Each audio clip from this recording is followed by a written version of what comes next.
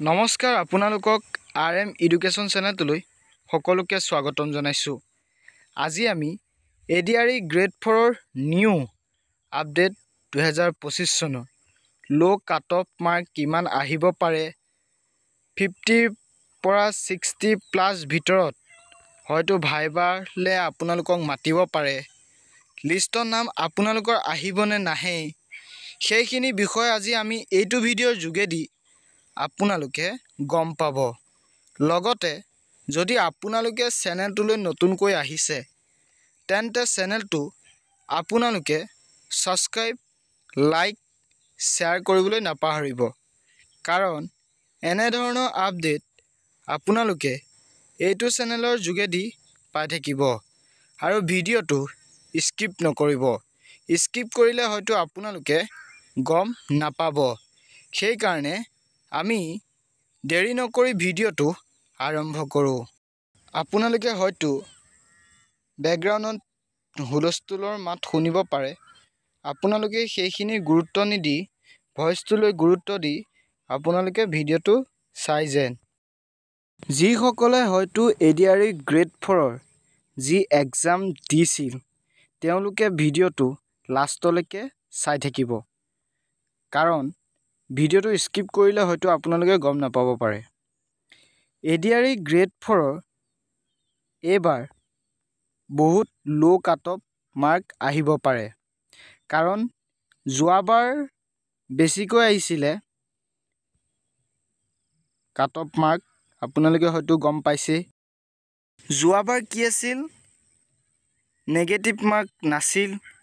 এইবাৰ কি হৈছে, নেগেটিভ মাৰ্ক আছে, আৰু যাৰ ফলত যোৱাবাৰ ADRE গ্ৰেড 4ত বা গ্ৰেড 3ত এজনে দুটা চাকৰি পাইছিল।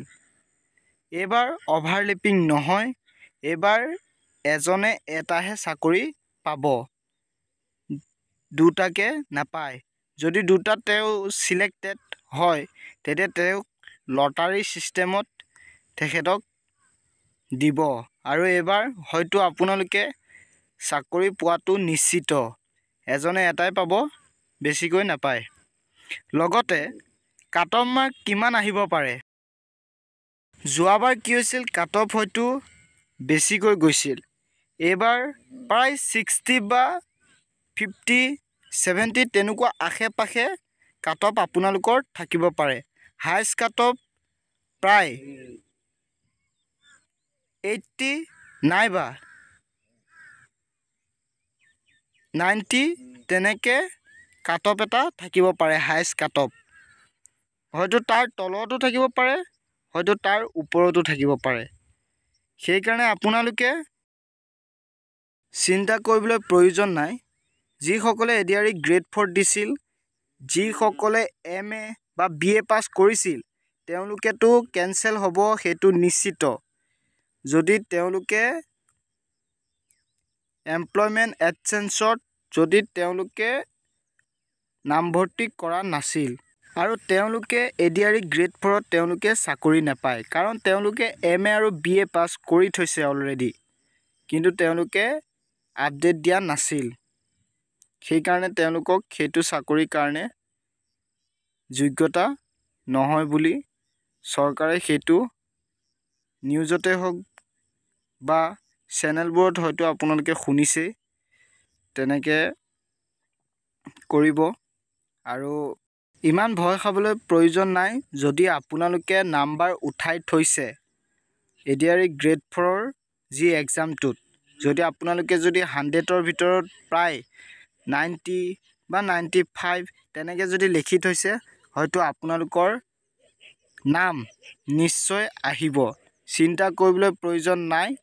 আপোনালোকে খালি গুৰুত্ব সহকাৰে এতিয়া ভাইবা আৰু স্কিল টেষ্টৰ কাৰণে প্ৰিপেৰেশ্যন কৰি থাকক।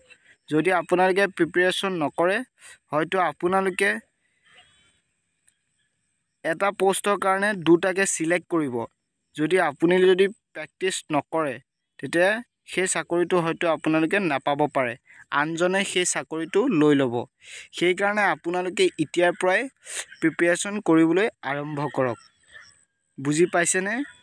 কিছুমানে হয়তো বেয়া কমেণ্ট কৰিব, কি কৈছে কি নাকোৱা।